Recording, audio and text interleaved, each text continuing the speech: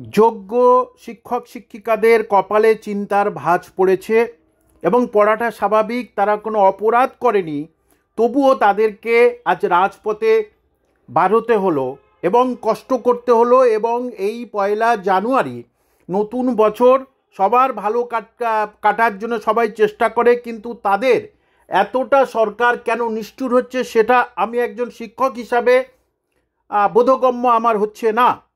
কারণ তারা রাজপথে সাধারণ, তারা আন্দোলনকারী নয়, তারা হচ্ছে এক স্কুলের মাস্টারমশাই দিদিমণি, তাদের হাত থেকে বহু ছাত্রছাত্রী তৈরি হয়েছে। আমি যোগ্যদের কথা বলছি। তাহলে সরকারের তো উচিত তাদের সঙ্গে দুটো কথা বলা। যেখানে মাননীয় সুকান্ত মজুমদার কেন্দ্রীয় শিক্ষা প্রতিমন্ত্রী তাদের সঙ্গে কথা বলছেন, সেখানে রাজ্য সরকার তথা স্কুল সার্ভিস কমিশন চুপ কেন?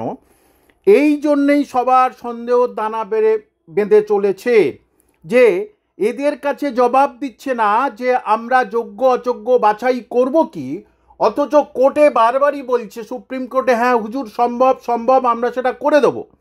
এবং বিচারপতি বলেছিলেন আপনাদের কাছে তো আসল ওএমআর নেই, তাহলে আপনারা সেগ্রিগেশন করবেন কিভাবে? তার কোনো জবাব দিতে পারেনি। তাহলে যদি সত্যি সত্যি অযোগ্যদের লিস্ট জমা দেয়, সেই লিস্ট যদি হাতে থাকে, লিস্ট যদি তৈরি করে থাকে, ধরছি তৈরি হয়নি এখন, কিন্তু যদি তৈরি করার মানসিকতা থাকে, তাহলে ওই সমস্ত যারা রাজপথে বসে আছে মাস্টারমশাই দিদিমণি, তাদেরকে তো ডেকে বলতে পারে লিস্ট তৈরি করছি, আপনারা নিশ্চিন্তে বাড়ি যান, আপনারা কোনো চিন্তা করবেন না। না, সে জিনিসটা কিন্তু রাজ্য সরকার তথা স্কুল সার্ভিস কমিশনের নেই। কারণ স্কুল সার্ভিস কমিশনকে তো নির্দেশ দেবে রাজ্য সরকার, সেই নির্দেশ আসছে না। অথচ আপনারা কোর্টে দেখেছেন যে রাজ্য সরকারের অ্যাডভোকেট মাননীয় ত্রিবেদী বারবার স্কুল সার্ভিস কমিশনকে দোষ দিচ্ছে যে এরা কিন্তু কলঙ্কিত করার জন্য সরকারকে এইটা করেছে। স্কুল সার্ভিস কমিশন বলছে আমরা যা সুপারিশ করেছি তার থেকে বেশি দিয়েছে মধ্যশিক্ষা পর্ষদ, কথা তাদের মধ্যে জটলা শুরু হয়েছে। এবং মাননীয় বিচারপতিদ্বয় পরিষ্কার করে বুঝে গেছেন যে এর ভিতরে অনেক কিছু দুর্নীতি আছে, কারণ নিজেদের মধ্যে ঝগড়াঝাটি।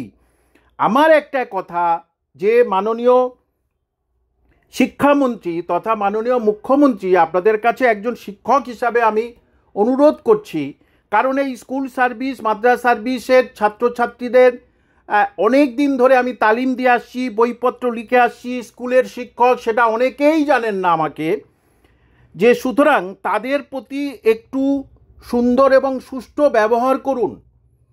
তারা অপরাধ তো কিছু করেনি, সঠিকভাবে চাকরি পাওয়াটা কি অপরাধ এই রাজ্যে?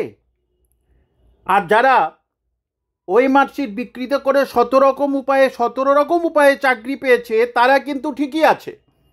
সুতরাং মাননীয় বিচারপতি সঠিক বিচার করবেন, এটা আমি আশা রাখি। কিন্তু একটা সন্দেহ দানা বাড়ছে যে যদি অযোগ্য লিস্ট যদি না দেয়, তাহলে বিচারপতি কি করবেন, সেটাই হচ্ছে কি আমাদের সবচেয়ে বড় চিন্তা। যে তাহলে 7 তারিখে পশ্চিমবঙ্গে কি হতে চলেছে। কিন্তু চাই যোগ্যদের চাকরি থাকুক এবং যোগ্যরা সুষ্ঠুভাবে বাঁচুক।